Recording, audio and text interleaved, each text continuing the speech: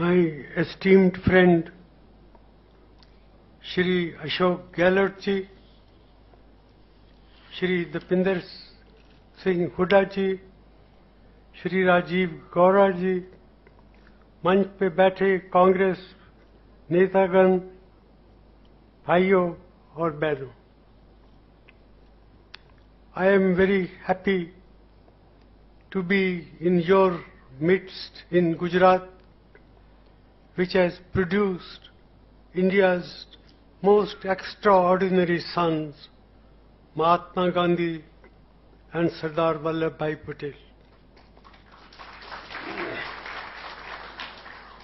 I am very happy to be in Rangilu, Rajkot, one of the largest manufacturing hubs in our country. The bearing and automotive parts cluster, along with the ceramic industry in nearby Morbi, are not only the pride of Saurashtra, but also the pride of whole India. At the same time, friends, I speak with a heavy heart.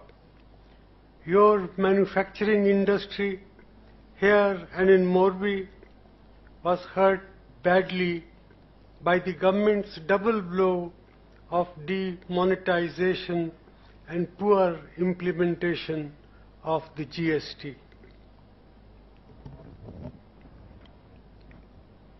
You have been through a very difficult period, and across India, more than 100 people lost their lives last year due to demonetization. These problems were not of your own creation, and yet you have suffered greatly. I come here to tell you that the Congress Party stands with you during these tough times. Most of you trusted our Prime Minister Narendra Modi ji and believed in the policy of demonetization in the hope that your sacrifice would benefit whole of our country. I salute your commitment to the cause of rooting out black money from our country. But soon it has emerged that corruption continues to flourish. I was shocked when I first heard the Prime Minister's announcement. I wondered who advised him to inflict such a reckless step on our nation, and whether any considered thought went into it. To promote a less cash economy, coercive steps like demonetization are ineffective. In no civilized country, such drastic measures have been adopted. The cash in circulation after 1 year is close to 90% of previous levels. The return of more than 90% of the demonetized currency back into the banking system has punctured the government's claims. It is clear that those who had black money were able to convert it into white, while the real culprits have escaped. Moreover, the introduction of the rupees 2000 notes and the chaos that the country was plunged into for 50 days following November 8 proved that the demonetization was an uninformed and half-baked attack on black money. Overall, demonetization was a disastrous decision for our economy and indeed for our democracy.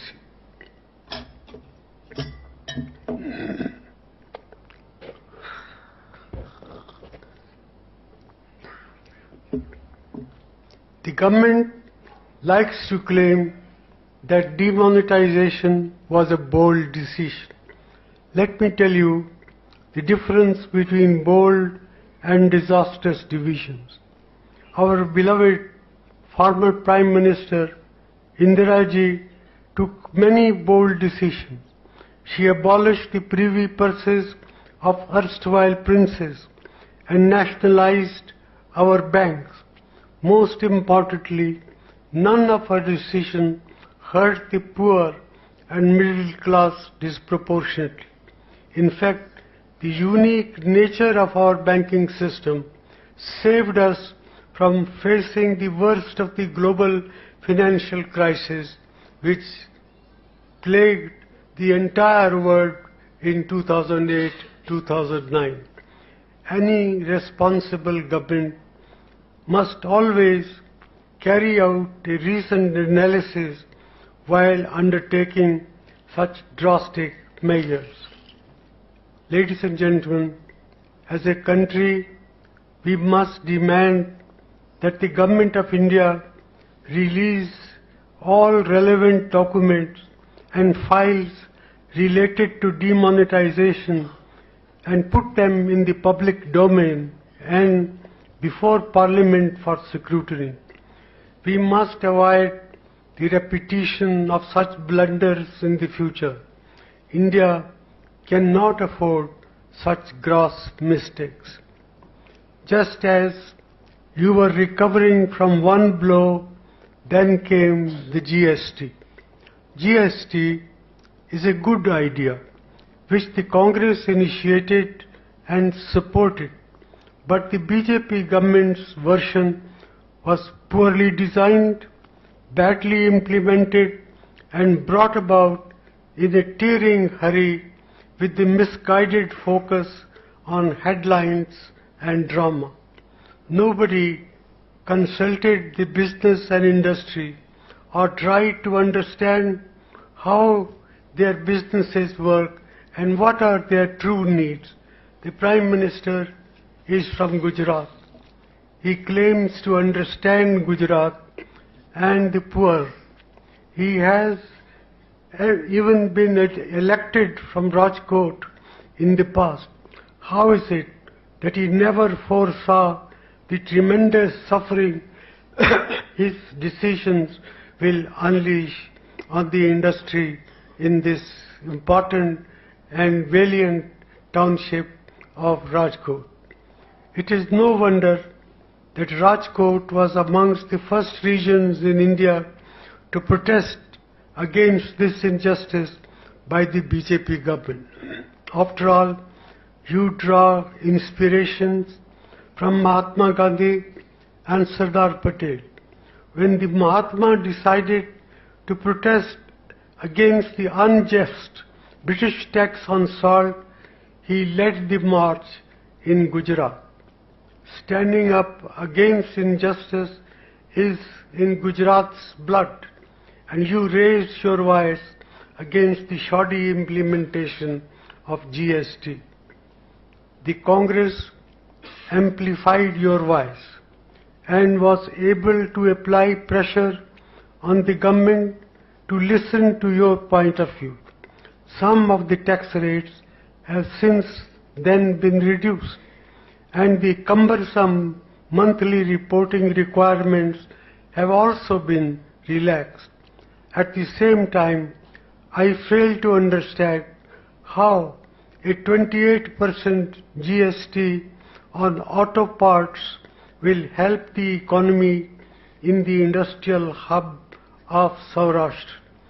I am aware that many such problems still remain, and we are committed to getting them resolved as a responsible opposition. A Congress government will truly reflect the interests of 6.5 crore people of Gujarat in the GST Council. Ladies and gentlemen, your business is an intricate network of suppliers, manufacturers and traders. Rajkot runs on trust and relationship built over many centuries. Without trust in each other, what will happen to industry in Rajkot? It will collapse. You extended this trust to the Prime Minister and his promise of Achhe Din. The hope symbolized in these dreams now lies shattered. These twin blows from demonetization and hasty GST are a catastrophe for our economy. It broke the back of small and medium businesses in India. The supply chains and credit lines of our MSME sector and industrial clusters have been greatly affected adversely.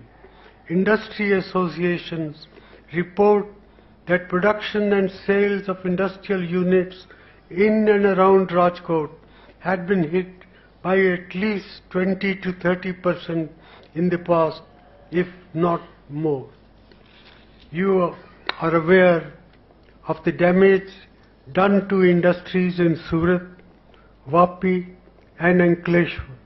The same story repeats itself in every industrial cluster around the country, from Morvi to Tirupur in Tamil Nadu, to Ludhiana in Punjab, to Barakpur in Bengal. All of them share your pain. We saw the impact of demonetization on the economy when the GDP growth dropped to 5.7% in the first quarter of 2017-18. Under the new calculations, even this is bound to be a gross underestimate, as the pain of the informal sector is not adequately captured in our GDP calculation. Every 1% loss of GDP annually costs our nation 1.5 lakh crores. Think of the human impact from this lost growth, the lost jobs, the youth whose opportunities have vanished, the businesses which had to shut down, and the entrepreneurs whose drive to succeed has turned into discouraged disappointment. Overall, while our domestic industry suffered, China is benefiting. In the first half of fiscal year 2016-17, India's imports from China stood at rupees 1.96 lakh crore.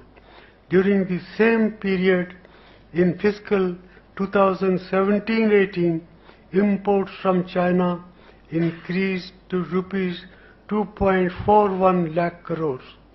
This unprecedented increase of imports by more than 45,000 crores, which is a 23% increase in a year, can be attributed largely to demonetization. Your industry now faces a threat from Chinese goods thanks to the Bjp government's ill-considered policies. Thankfully, ladies and gentlemen, GDP growth in the July-September quarter of 2017-18 has registered a growth rate of 6.3%. I am relieved to see this, but it is too early to conclude that it represents a reversal of the declining trend observed in the previous 5 quarters. Many economists believe that the Central Statistical Organization, which released the GDP figures a few days ago, has not adequately captured the impact of demonetization and GST on the informal sector that accounts for about 30% of our aggregate economy. Experts have pointed out that there is still considerable uncertainty about the growth of GSP. The Reserve Bank forecasts that growth in 2017-18 will pick up to 6.7%. But even if growth reaches 6.1% in this fiscal year, Modi ji's 4-year rule will yield an average growth rate of only 7.1%. According to the new series, at a time when oil prices are low and there is no global financial crisis, we could do much better. But because of these twin blows, we are suffering loss quarter after quarter. This to equal the UPA's 10-year average growth rate, the economy will have to grow at 10.6% in the 5th year of Modi ji's rule. I would be happy if this were to happen, but quite frankly, I do not think it will. My friends, questions must be asked again and again on the soundness of policy and the lack of transparency in processes of governance. It saddens me to see that the government tries to run every important issue that affects the lives of crores of citizens into false binaries of black and white. The Congress Party has built India into a global economic powerhouse over the last 70 years. We want to ensure that the national interest is upheld and that the weaker sections of our society are protected. How does questioning the bullet train make someone anti-development? Is everyone who questions the outcome of demonetization or GST a tax evader? Does questioning the drop in GDP growth rate make one anti-national? This attitude of suspecting everyone to be a thief or an anti-national, the low-level rhetoric is damaging to the democratic discourse which we need and which we must have, and it has real consequences for how we relate to one another as citizens. Political leaders in our countries must learn to stick to the high road. I am reminded of an old saying of Abraham Lincoln to the effect, and I quote, "You can fool all people sometime and some people all the time, but you cannot fool all people for all the time."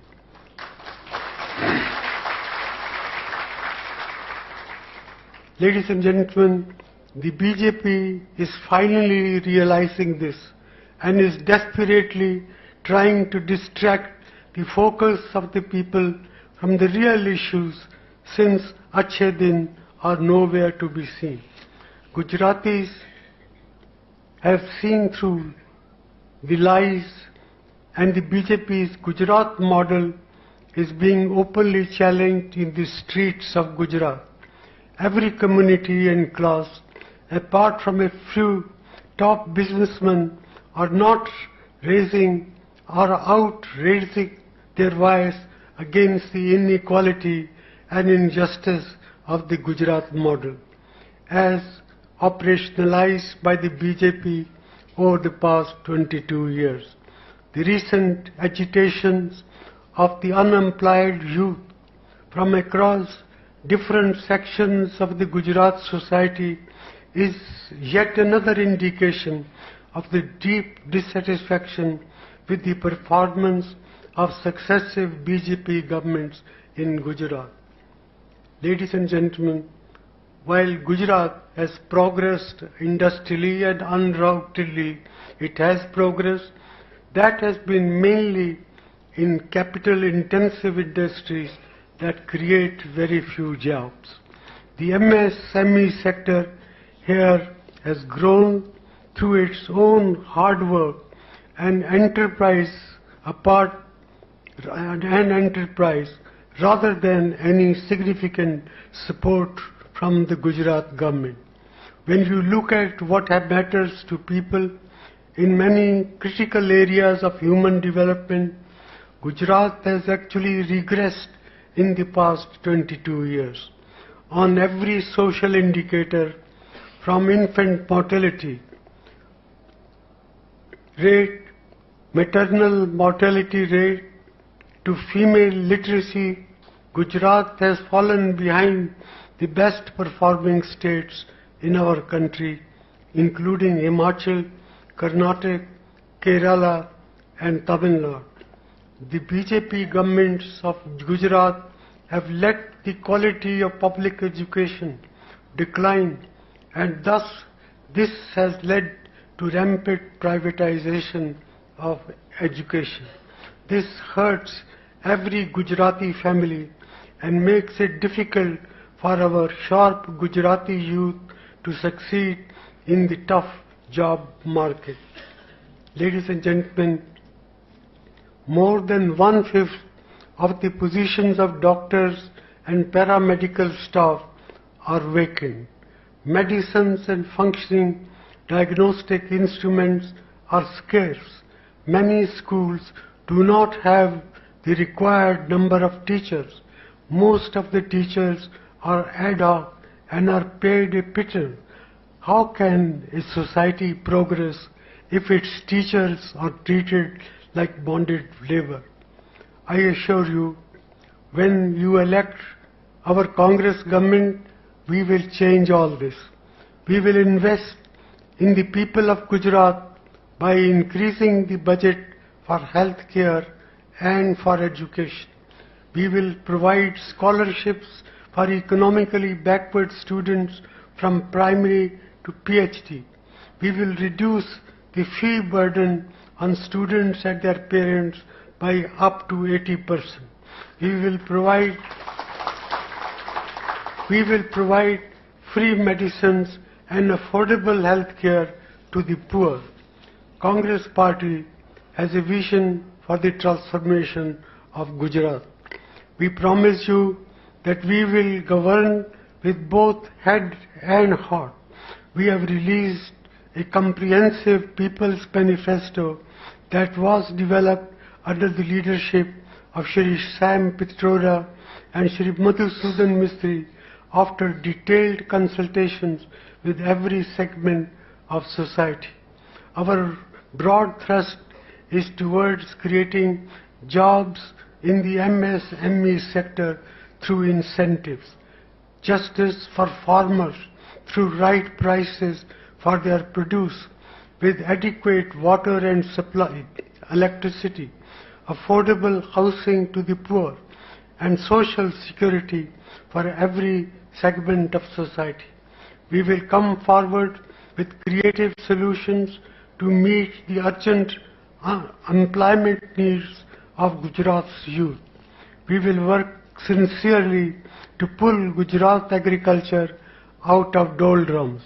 We will provide incentives to the unorganized sectors to progressively enter the formal economy. We will restore the dignity of workers and teachers.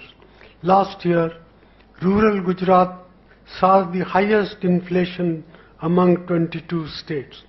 Prices of food items have been increasing at an unprecedented rate in Gujarat, but minimum wages in farm and non-farm sectors were lower than most of the states in India. This puts a huge burden on the common man in rural Gujarat. One of the many reasons for this is that the BJP government did not pass on the lower costs of international crude oil prices to the citizens of this state. When UPA was in power, when in our last year the average international price of crude oil was more than $140 per barrel. It came down drastically to $62 per barrel by January 2015.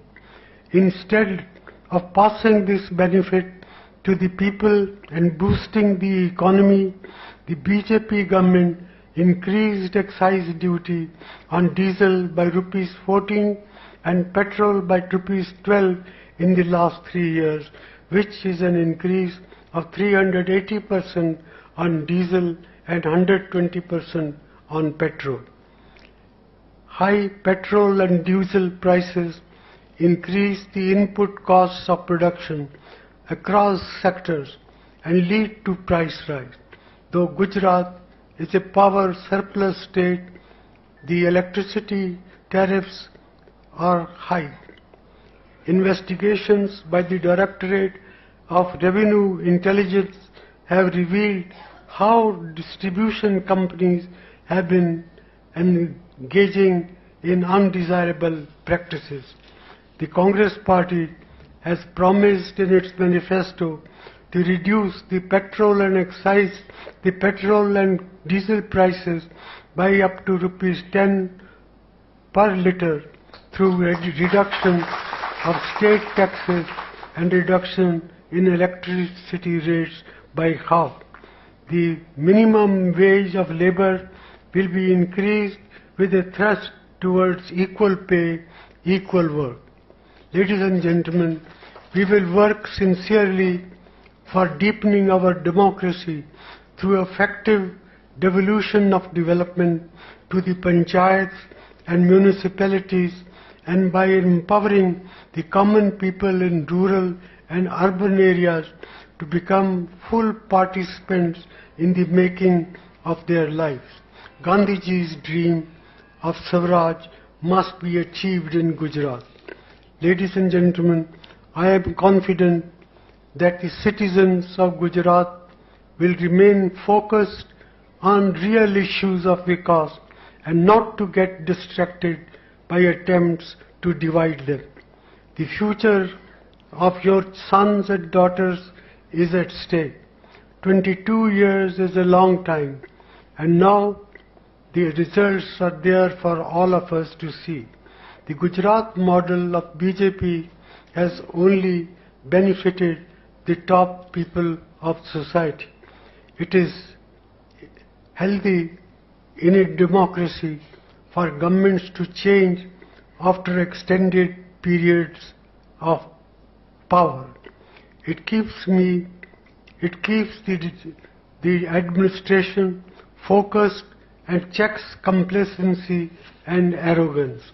Therefore, the time has come for the intelligent and enterprising people of Gujarat to once again put their faith in the Congress Party, which will work together with 6.5 crore Gujaratis to bring back the days where Vikas meant bottom-up empowerment of the common people, like Amul, which benefited every section of the society and became India's pride. The Congress Party will govern Gujarat with the values of Mahatma Gandhi and Sardar Vallabhbhai Patel and fulfill their dreams. Congress Ave Che Nav Sarjan Bhave Che. Jai Hind, Jai Gujarat.